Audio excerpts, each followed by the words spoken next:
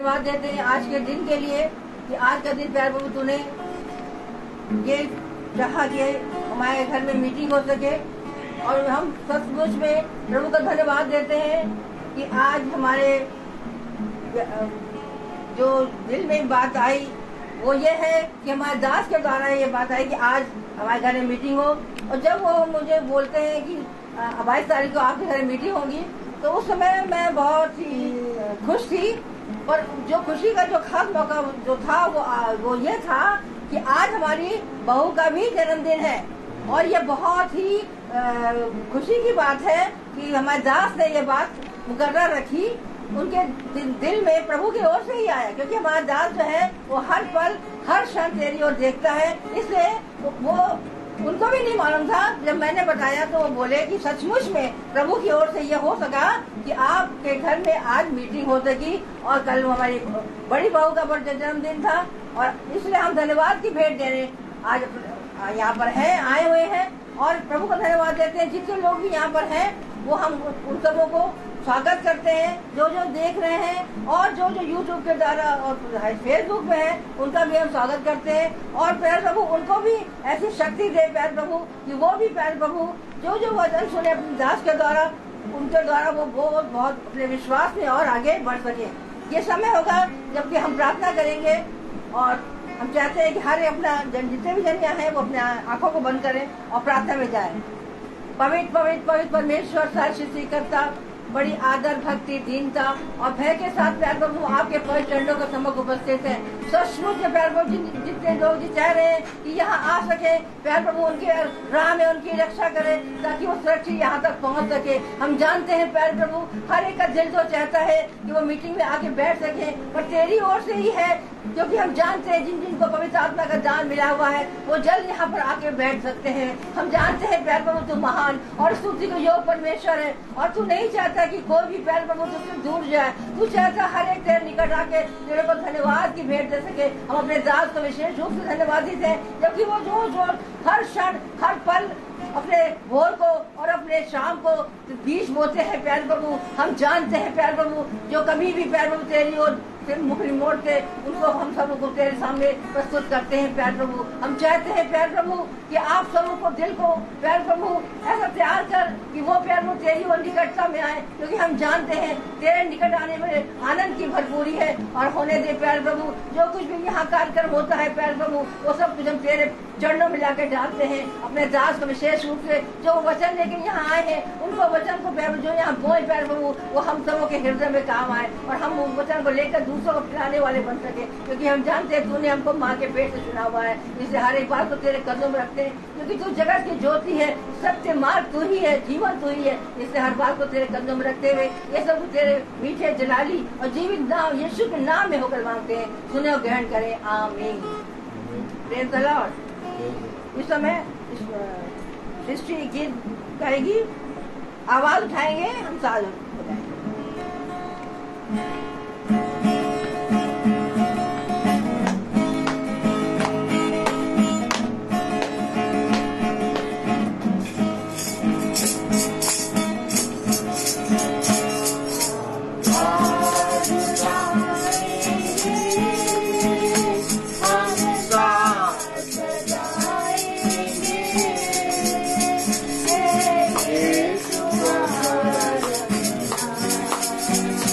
Yeah.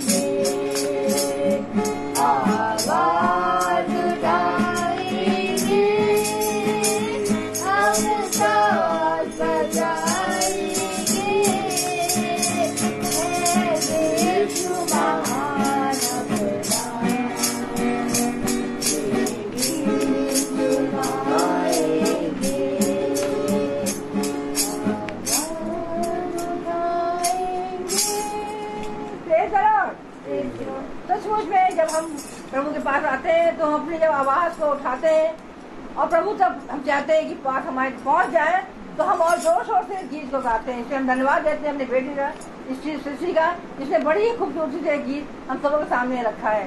इस समय एक और गीत होगा, हो जय जयकार।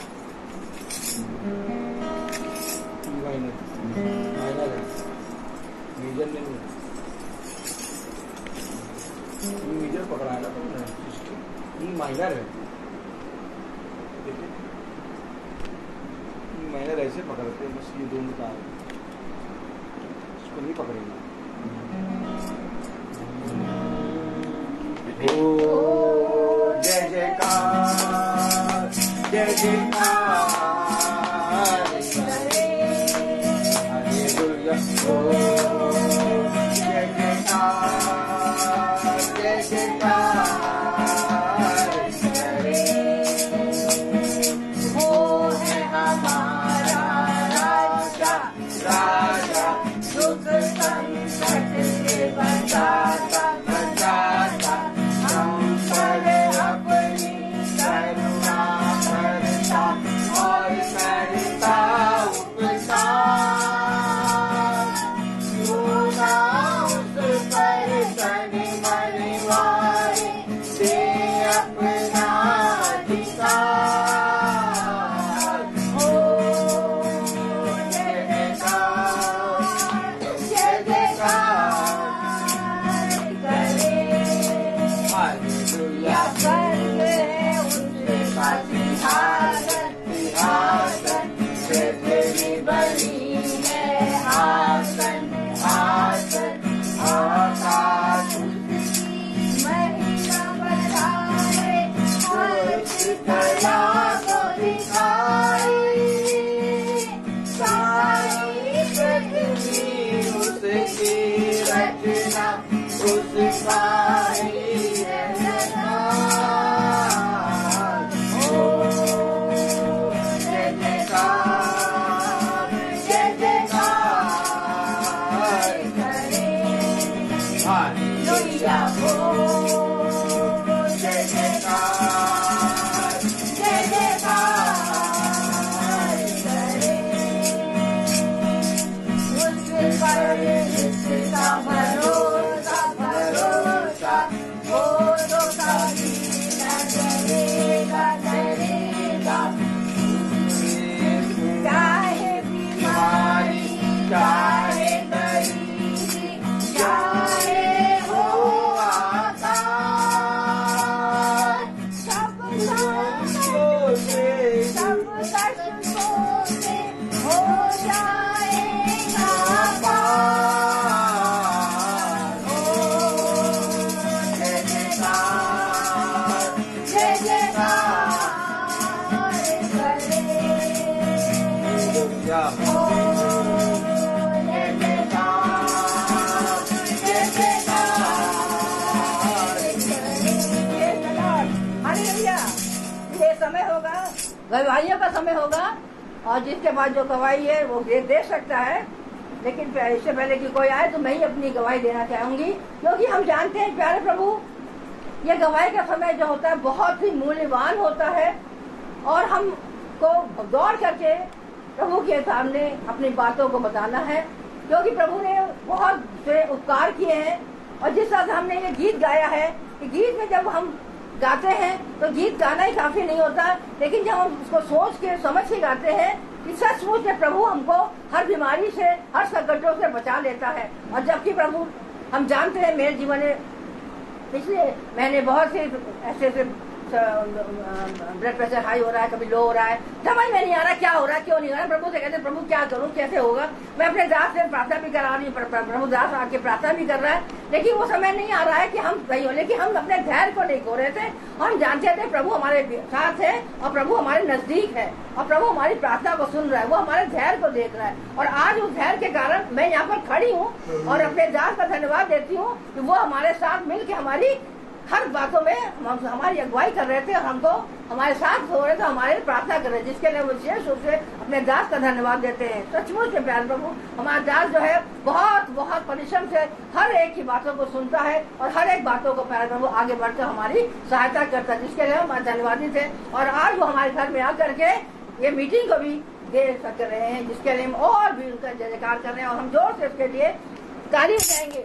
धन्यवाद धन्यवाद धन्यवाद। आइए इस समय होगा कि हमारा दास अपने वचन को जे लेकर आया, वो हमारे बीच में बोए। Praise the Lord, praise the Lord, praise the Lord. हाँ भाई, हाँ, praise the Lord, praise the Lord. एक बार फिर खुदा ने हमें और आपको ये पवित्र समय दे दिया और कितनी उत्तम बात है कि हम सब अपने पिता की नज़दीकी में प्रतिदिन बढ़ रहे हैं।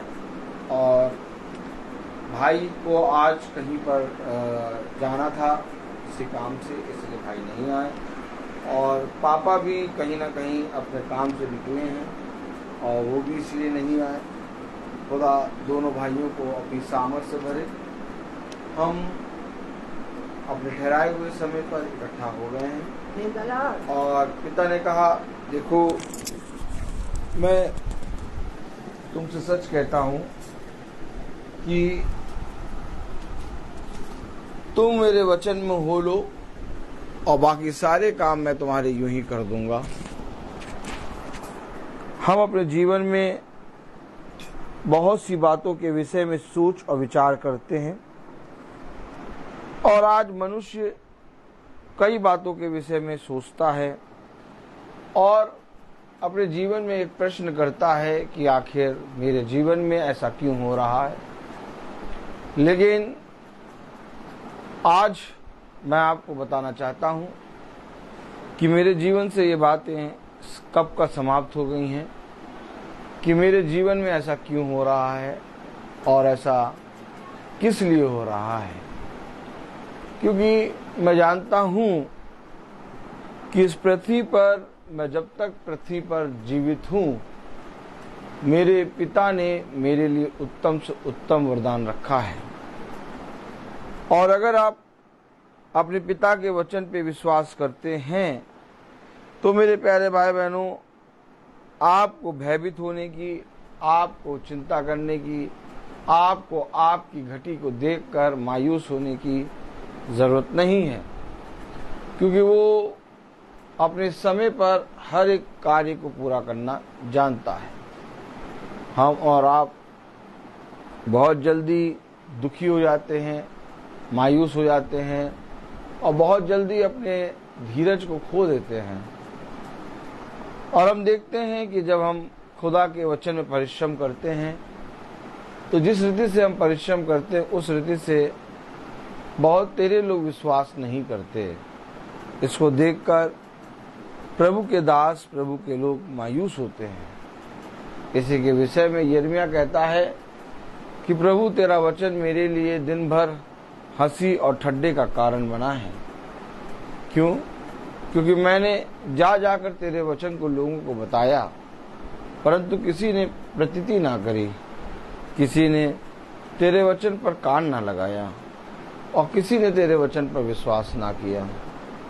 लेकिन मेरे प्यारे भाई बहनों, पिता कहता है कि देख वे ऐसा इसलिए करते हैं क्योंकि उन्होंने मेरी नहीं सुनी, इसलिए क्योंकि उन्होंने मेरी नहीं सुनी इसलिए वे तेरी भी नहीं सुनेंगे।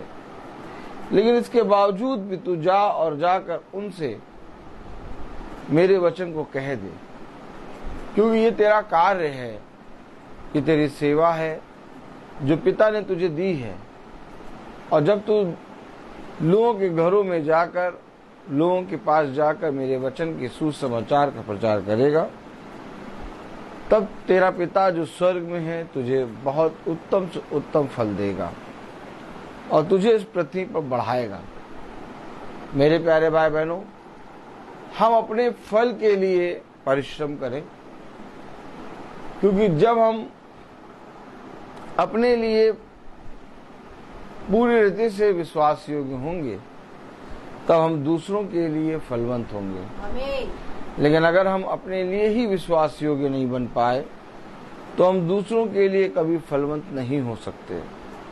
और अपने लिए विश्वास योग्य बनने के लिए ये अवश्य है कि तुम्हें उस विश्वास में चलना, उठना, बैठना और उस विश्वास में तुम्हें बने रहना पड़ेगा। प्रभु के शिष्य प्रभु के पास आ गए और यीशु मसीह से कहते हैं, गुरुवर गुरुवर, हमारे विश्वास को बढ़ाइए। मेरे प्यारे भाई बहनों, आज बहुत तेरे विश्वास करते हैं, परंतु उनके विश्वास में एक अपाहिज, एक अपंगपना है कि वह अपने आप को, अपने जीवन को और अपने आप को उठाकर चल फिर नहीं सकते। जहां तुम्हारे विश्वास में सामर्थ आती है, जहां तुम्हारे विश्वास में प्रभु यीशु मसीह का विश्वास आता है, वहां तुम्हारे टखनों में बल आ जाता है और तुम उठकर चलने फिरने लगते हो। और यदि तुमने पाप भी किए होते हैं तो भी तुम्हारी पापों की क्षमा हो जाती है और तुम्हारे अंदर से सारे रोगों को पिता क्षमा करता और तुम्हें एक नया जीवन देता है। लेकिन कब? जब हम विश्वास करते हैं, और विश्वास सुनने के द्वारा, और सुनना मसीह के वचन से होता है। आज हम अपने जीवन में ये बातें ना देखें कि कौन विश्वास कर रहा है, कौन विश्वास नहीं कर रहा, और कौन पिता के वचन में बढ़ रहा है, कौन नहीं बढ़ रहा। हम सबसे पहले ये देखें कि हमें जो कार्य, जो सेवा मिली है, क्या हम उसे अपने पिता को साक्षी मानकर पूरी रीति से कर रहे हैं? क्योंकि यदि जो सेवा तुझे मिली है उसे तू पूरी रीति से करेगा तो तू बहुत तायत से फलवंत होगा। आमीन। और बहुत तायत से तू बढ़ेगा और मैं तेरे बीच में अद्भुत अद्भुत काम और अद्भुत अद्भुत चिन्ह दिखाऊंगा। अच्छा, वो चिन्ह, वो काम कोई मनुष्य तब तक नहीं देख सकता जब तक वो पिता के वचन में विश्वास योग्य ना बने। क्योंकि देखो, वे यीशु मसीह को देखते तो थे, उसके कामों को सुनते तो थे, उसको रूबरू आमने सामने देखते तो थे, परंतु विश्वास नहीं करते थे। और वे विश्वास क्यों नहीं कर पाए? क्योंकि उनके अंदर प्रभु यीशु मसीह को जानने की चाह नहीं थी। और जब आप प्रभु यीशु मसीह को जानने की चाह रखते हैं तब आपके अंदर एक विश्वास उत्पन्न होता है। आइए हम सब वचन को आदर और महिमा देने के लिए अपने स्थानों पर खड़े होंगे और हम निकालेंगे भजन संहिता उसका 65वां अध्याय और उसकी हम पढ़ेंगे 4थी आयत। भजन संहिता 65वां अध्याय 65 और उसकी 4थी आयत हम पढ़ेंगे।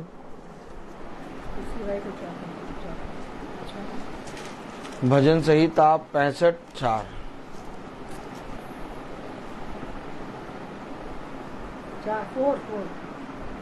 पढ़ें। क्या ही धन्य है वह जिसको तू चुनकर अपने समीप आने देता है कि वह तेरे आंगनों में वास करे। हम तेरे भवन के अर्थात तेरे पवित्र मंदिर के उत्तम उत्तम पदार्थों से तृप्त होंगे। आमीन। खुदावन का वचन जो कि पवित्र है, इस पवित्र वचन को खुदा हम निकम्मों को समझने और उसमें चलने की सामर्थ प्रदान करें। आमीन। हम सब अपने स्थानों पर बैठ जाएं। कलाम में लिखा, वचन में लिखा,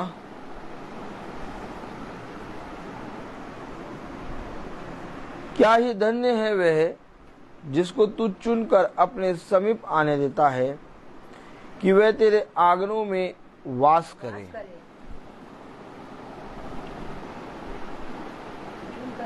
आज जब हम प्रार्थना सभा में बैठते हैं, आज जब हम प्रार्थना सभा को सुनते हैं, आज जो प्रार्थना सभा, महासभा हमें प्रतिदिन सुनाई देती है, वो इसलिए नहीं सुनाई देती कि हमने कुछ परिश्रम किया है, वो इसलिए सुनाई देती है क्योंकि पिता ये चाहता है कि तुम मेरे वचन में कान लगाओ।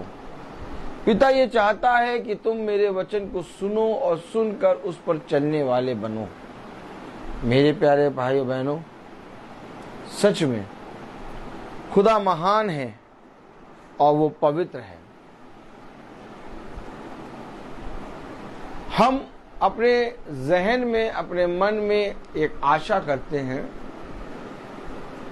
और हम सोचते हैं कि हम मीटिंग में जाएंगे, या हम सोचते हैं कि हम भवन जाएंगे, या सोचते हैं कि हम चर्च जाएंगे और प्रार्थना करेंगे।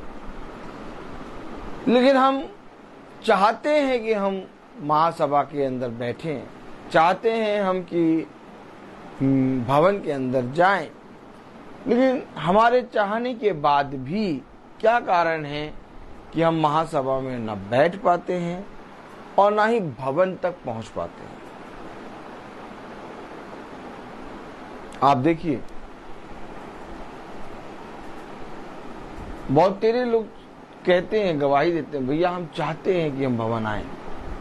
बहुत तेरे लोग गवाही देते हैं, भैया हम चाहते हैं कि हम भी महासभा में बैठ के महासभा को सुने। बहुत तेरे लोग चाहते हैं, कहते हैं भैया हम तो चाहते हैं कि हमारे घर में कोई मीटिंग करने आए। ये सब चाहते हैं, लेकिन तब भी ये भवन नहीं पहुंच पाते, तब भी ये मीटिंग में बैठ नहीं पाते, तब भी ये अपने घर में प्रार्थना सभा नहीं करा पाते। इसका कारण क्या है? कलाम में लिखा है, भजन संहिता उसका 65वां अध्याय और उसकी 4थी आयत, क्या ही धन है वो जिसकी तू सुनकर चुनकर अपने समीप आने लगे। जब तक खुदा आपको चुनेगा नहीं, आप खुदा के समीप नहीं आ सकते। आप लाख कोशिश करें कि मैं कल से बाइबल पढ़ूंगा, आप लाख कोशिश करें कि मैं जो बाइबल पढ़ रहा हूं पिता इसको समझने पाऊं, जब तक पिता आपको चुनकर अलग नहीं करेगा तब तक आप इस प्रकाशन की पुस्तक को, इस वचन की पुस्तक को न समझ पाएंगे और ना ही पवित्र हृदय के साथ पढ़ पाएंगे। क्योंकि इससे पहले कि हम वचन में महासभा में बैठें, इससे पहले कि हम प्रतिदिन की महासभा को सुने, इससे पहले कि हम भवन में मंगल प्रस्तुत हों, इससे पहले कि हम वचन को पढ़ें, इससे पहले कि हम वचन के भेदों को जानने पाएं, ये अवश्य है कि पिता हमें चुने। और पिता किसे चुनता है? जो दीन बनते हैं, जो अपने आप को पिता के सामने सरेंडर करते हैं। पिता किसे चुनता है? उन्हें जो कहते हैं कि पिता मैं अपने इस पृथ्वी पर, इस जीवन में तेरे बिना कुछ भी नहीं कर पाऊंगा, मुझे तेरे वचन, तेरे प्रेम, तेरी सामर्थ्य की आवश्यकता है। वे जो धर्म के भूखे हैं, वे जो धर्म के प्यासे हैं, क्योंकि वे तृप्त किए जाएंगे। लेकिन अगर आज हम देखें तो हमारे जीवन में ना हम भूखे हैं ना हम प्यासे हैं, बल्कि हम अपने घरों में भर पेट भोजन खा के बहुत अच्छे से पड़े हुए हैं। लेकिन कलाम कहता है, वचन कहता है, भजन संहिता 65वां अध्याय और उसकी 4थी आयत, क्या ही धन है वो जिसको तू चुनकर। तो जब तक खुदा नहीं चुनेगा, अपने समीप आने लगे। जब तक खुदा नहीं चुनेगा तब तक कोई महासभा में नहीं आ सकता। जब तक खुदा नहीं चुनेगा तब तक कोई भवन नहीं पहुंच सकता। जब तक खुदा नहीं चुनेगा तब तक कोई इस प्रार्थना सभा को सुन नहीं सकता। हमेशा याद रखें, मैं भी जब आ रहा था तो मैंने अपनी पत्नी से कहा चलो तुम भी प्रार्थना में चलो, तो उसकी थोड़ा सा जुकाम था, खांसी थी, कहे मैं मुझे जुकाम खांसी था। हमेशा याद रखिए कि आप अपनी पत्नी, अपने पति, अपने बच्चों को भी वचन में खींच नहीं सकते, क्योंकि आपको स्वयं वचन में जाना होगा, और जब आप वचन में स्वयं पूरी रीति से पवित्रता के साथ चलते हैं, तब पिता आपके घराने में से एक एक जने को चुन चुन कर निकालता है। ये बहुत बड़ा युद्ध है, और वो युद्ध ये है कि पिता भेड़ को बकरियों से अलग करेगा, और भेड़ भेड़ का और बकरी बकरी का न्याय होगा। इससे पहले कि खुदा भेड़ और बकरी को अलग करे, खुदा ने अपने छोटे झुंड को चुन लिया है, और उसने कहा ये मेरा छोटा झुंड मुझे भाता है। क्यों? क्योंकि ये सदैव मेरे वचन मेरी डेवड़ी के निकट बना रहता है। देखो, मैं देखता हूं कि पृथ्वी के कोने कोने से, छोर छोर से वे मेरे पास खिंचे आ रहे हैं, लेकिन ये मेरा छोटा झुंड मेरी दृष्टि में सदैव बना रहता है, क्योंकि ये हमेशा मेरी ओर ताकता रहता है।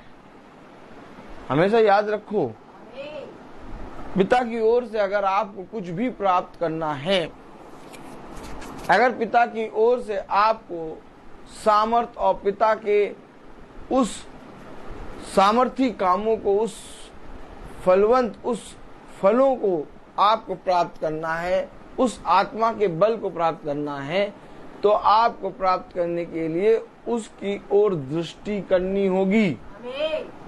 क्योंकि इससे पहले कि पतरस और यूहन्ना उस जन्म के लंगड़े को कहें कि हम तुझे यीशु मसीह के नाम से कहते हैं, उठ और खड़ा हो और चल फिर, उस जन्म के लंगड़े ने कुछ पाने की चाह से, कलाम में लिखा, कुछ पाने की चाह से पतरस और यूहन्ना पर टकटकी लगाकर देखा।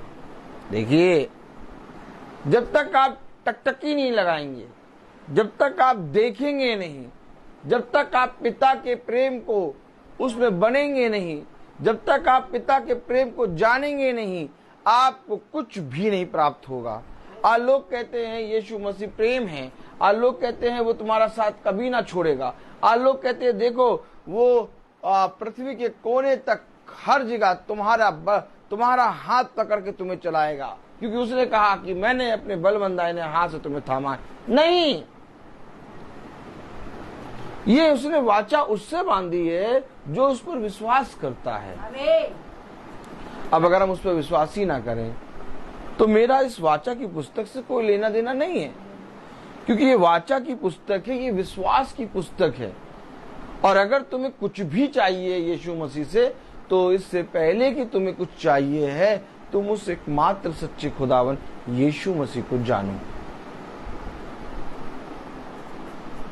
मेरे प्यारे भाई बहनों, आज किसी को चंगाई चाहिए, आज किसी को शांति चाहिए, आज किसी को अपने बेटे के लिए एक अच्छी बहू चाहिए, आज किसी को अपनी बेटी के लिए एक अच्छा दामाद चाहिए, आज किसी को जॉब चाहिए, आज किसी को कार चाहिए। तमाम किस्म की संसार में ख्वाहिशें हैं, और तमाम किस्म की संसार के अंदर चाह, मुझे वो मिल जाए, मुझे ये मिल जाए, मुझे ये मिल जाए। और हर एक जना यीशु मसीह से इसी चीज की प्रार्थना करता है। लेकिन यीशु मसीह ने कहा, देखो प्रार्थना कैसे करना। यीशु मसीह, पिता ने हमसे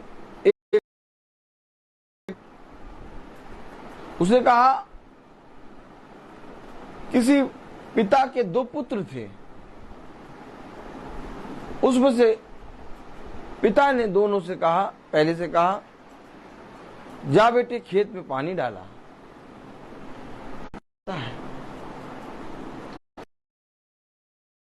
वो जाकर खेत में पानी डालता है, और वो दूसरा पुत्र जिसने अपने पिता से कहा था मैं जाता हूं, वो नहीं जाता। तुम बताओ किसने अपने पिता की आज्ञा मानी? पहले ने। हमें इस वाचा की पुस्तक पर विश्वास करना होगा। हमें इसके लिखे हुए पर मन लगाना होगा। और लिखा हुआ कह रहा भजन संहिता 65:4,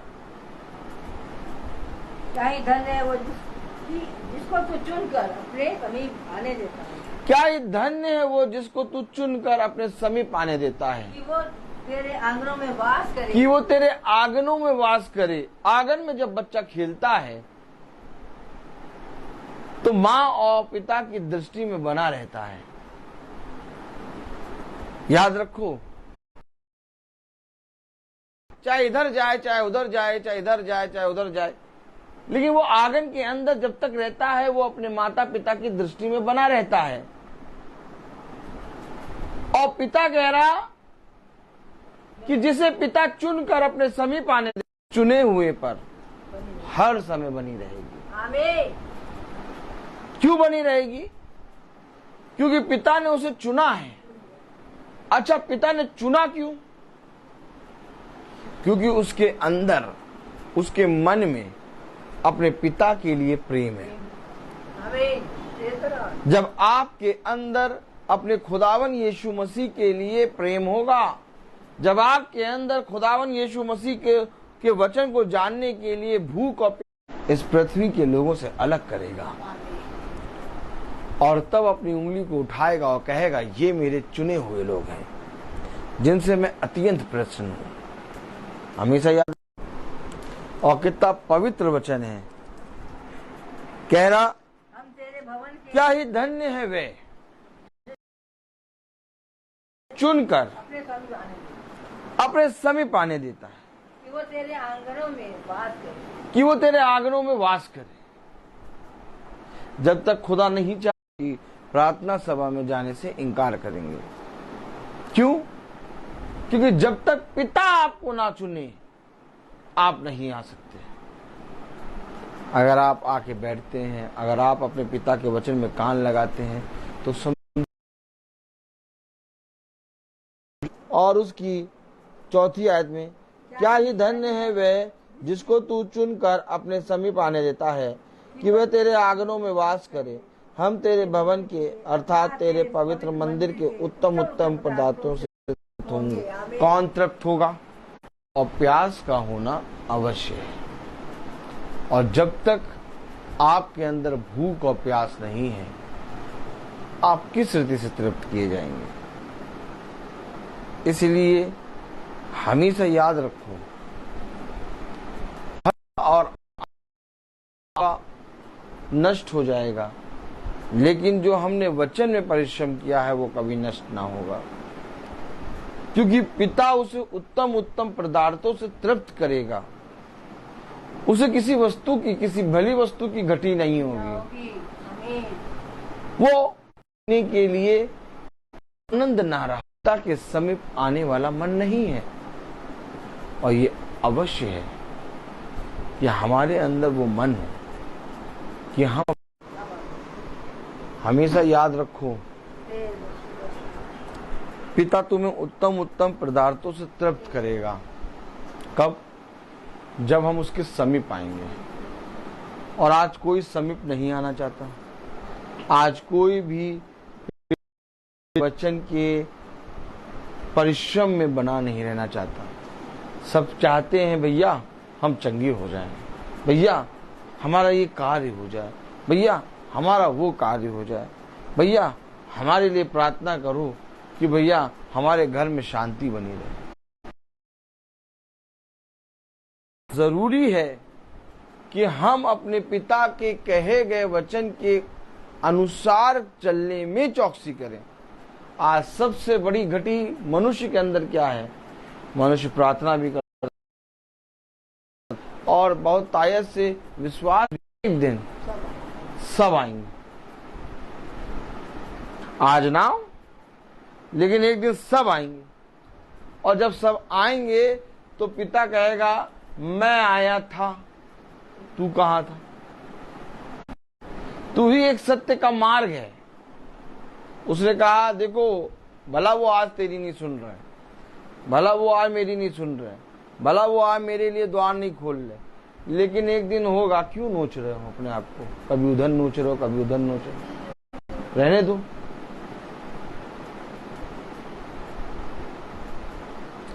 एक दिन होगा ऐसा कि सब के सब मेरे पास आके खड़े होंगे।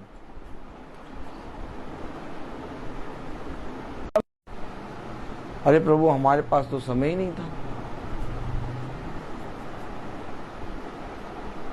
देखो, मैं तुम्हारे घर आया था ना। हाँ प्रभु, लेकिन प्रभु हम बिजी बहुत थे। तो पिता केवल एक चीज कहेगा, जैसे तू व्यस्त था वैसे आज मैं व्यस्त हूं, चल तू इधर चल। जिस तरह से तूने मुझे तुझ जाना वैसे ही मैं भी तुझे तुझ जाना, क्योंकि पिता ने तुम्हें बहुत तायत से अपने वचन में समझाने की और अपने वचन में फेरने की कोशिश करी, परंतु तुमने ना सुना। देखो, मैंने पुकारा परंतु तुमने उत्तर ना दिया। देखो, मैंने तुम्हारा हाथ पकड़ के तुम्हें चलाया। तो आइए हम प्रार्थना में चलेंगे और मेरा निवेदन है सृष्टि से कि वो प्रार्थना में अगुवाई करे।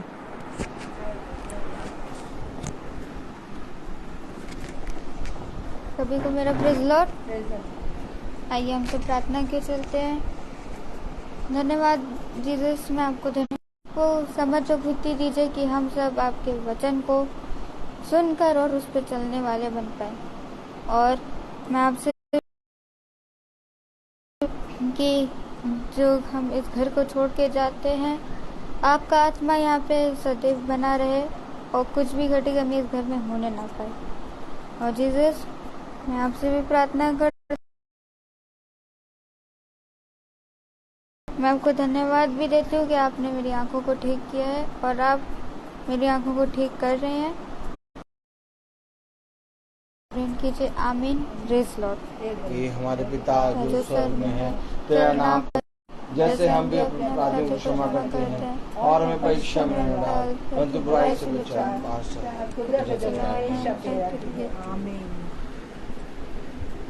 अब हमारे खुदा आशीषें आती ऊपर से